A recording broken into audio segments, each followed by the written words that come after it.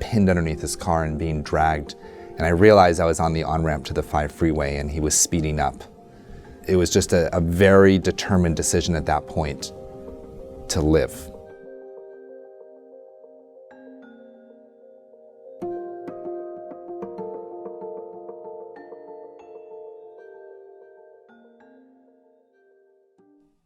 It was a relaxed Sunday afternoon when Damian Kevitt and his wife Grace set out for a regular bike ride. They were riding into Griffith Park near downtown Los Angeles, but what started as a seemingly perfect outing ended with a catastrophic event that would change Kevitt's life forever. This is Damian Kevitt's story. Damian, set the scene of that fateful day. We had just gotten off the LA River and were on the overpass over the 5 freeway on Zoo Drive when I collided with this light-colored minivan. You say you collided. Did it appear just to come out from nowhere? I saw it a split second before. When he pulled over the double yellow, I swerved and grabbed my brakes as fast as I could. I wasn't going that fast, but we were just a few feet away from each other when he did that, and I kind of threw myself onto the hood of his car as we collided so that he would see me and to lessen the impact itself. And somehow or another, I fell forward at that point in time in front of the car, and he just took off. I was not able to move my right foot out of the way fast enough, and he ran over my right ankle and just crushed it, literally just obliterated. I mean, it was shattered in about 5 places, and my ankle was honestly filleted at that point. I started banging on the underside of the car, thinking he didn't know I was there, and he wasn't going to stop, and it was up to me to be able to figure out how to live through this. So I ground down the back of my helmet on the road as the road was ripping my rear end and my back. And I turned my head to the side, and I jammed my hand into the road as I pulled my left foot against the turning rear tire.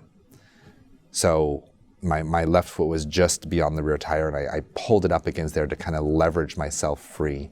But in doing so, the gas tank of the car came across my chest and started cracking all my ribs one at a time. My wife, who was frantically looking for me, and then noticed this car parked on the freeway and was just immediately had the idea that somehow or another I was there. She thought for sure I was dead. There was no way that she thought, looking at me, that I could have lived.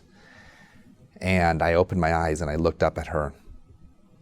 And the first words that I said were, "This f***ing sucks." That was the words that meant I was alive.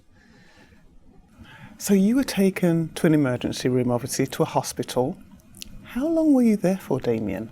I was at LA County USC for 3 months. In hospital, I had 10 surgeries. I had another surgery after I got out.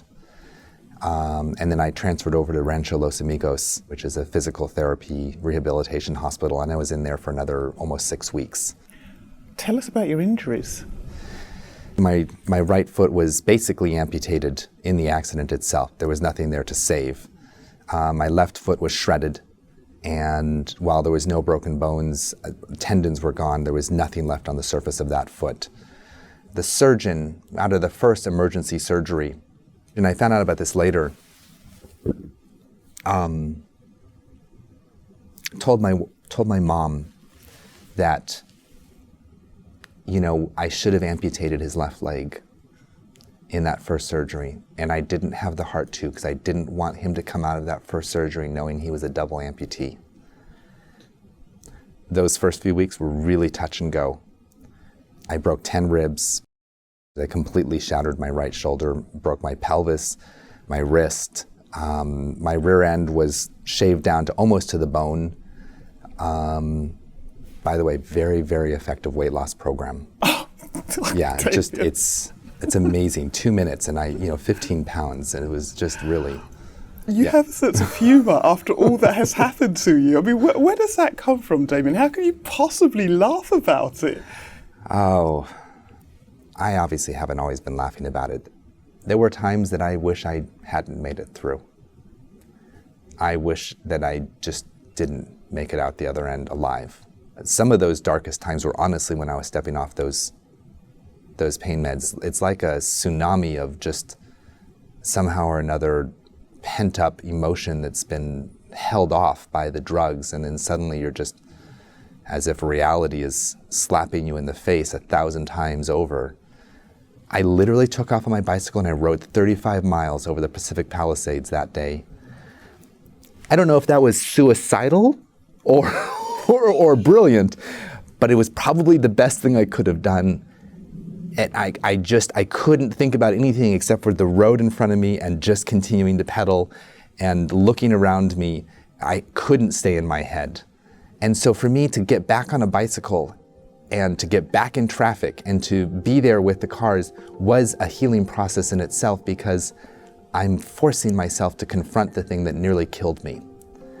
Because it's still sitting there subconsciously affecting your emotions, your life. I was nauseous, I was ready to vomit. I can sit here and I can laugh about it now only because I have definitely run through some emotions on that accident, down to the thoughts and the emotions I was experiencing second by second, to the point where I can move forward.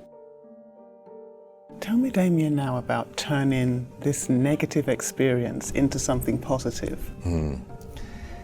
2-3 days out of my first surgery, I've got 102-degree fever.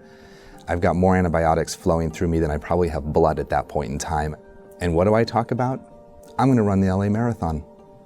And I'm gonna get back on the bicycle and we're gonna finish that ride. I was supposed to have my other leg amputated. I was supposed to be a double amputee. They were like, okay, well, Damian's on a lot of drugs, so we'll just smile and acknowledge. And, yeah, great, Damian. The LA Marathon, sure, whatever you say. But you were going to go ahead and prove them wrong in terms of your determination. I spent 4 months, 11 surgeries in the hospital. I walked out of the hospital.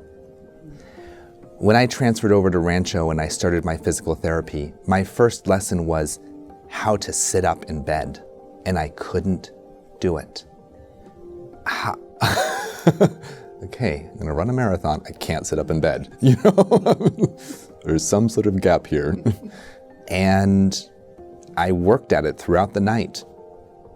And the next morning I sat up in bed.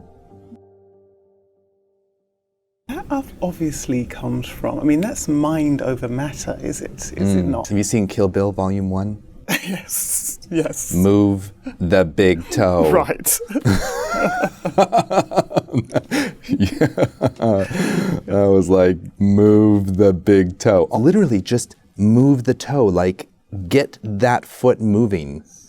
Miraculously, you know, after 2 failed surgeries on my left foot, they opened up my bandages in the 3rd surgery to do their last and final attempt at saving my left foot, which I was very clearly told, we cannot save your foot. And it was only my insistence that they try.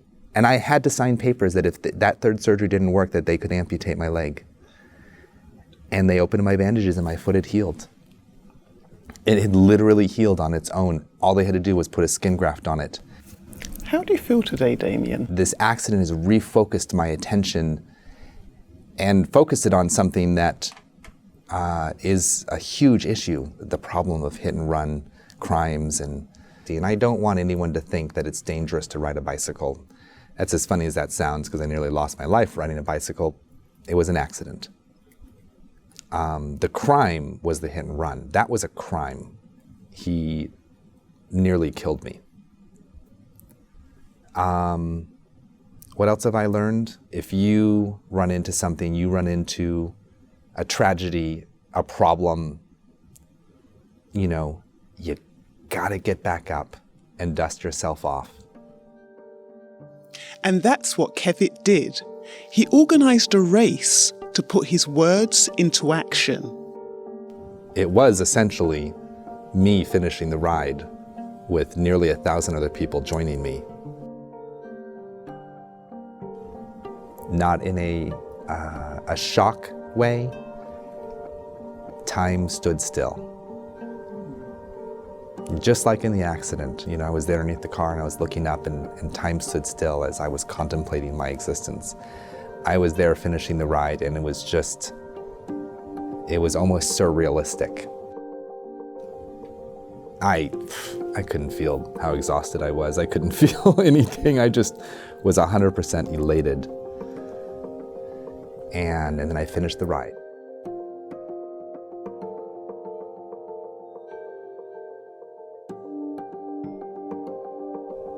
Damian Kevitt has excelled in his recovery, but he knows he still has a long road ahead.